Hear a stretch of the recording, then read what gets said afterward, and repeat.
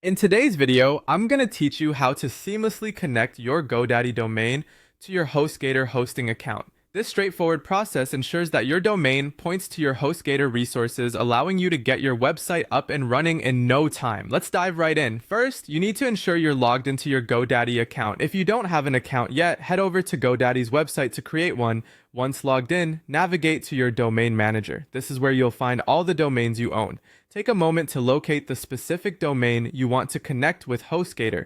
Click on that domain to open its settings page. Next, you're going to change your domain's name servers to those provided by HostGator. Name servers are crucial because they determine where the internet should look for your website files. Here, you'll see an option for name servers. Go ahead and click to edit them.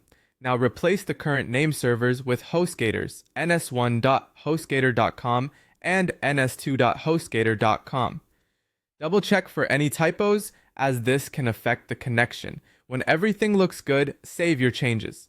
After saving, it's important to understand that these changes might take some time to propagate across the internet. This process, known as DNS propagation, can take anywhere from a few minutes to up to 48 hours, depending on various factors. During this time, the domain might not yet be pointing to HostGator. Be patient, and it'll be connected soon.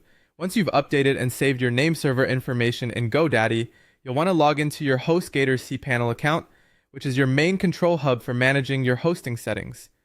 If your domain isn't already listed, you need to add it. Look for the section in cPanel where you can manage domains. Using the Add option, input your domain name. This step ensures that your hosting account recognizes and is ready to accommodate your domain. To verify that everything's working smoothly, the final step is to check that your domain successfully connects to HostGator. Simply open your web browser and type in your domain's URL.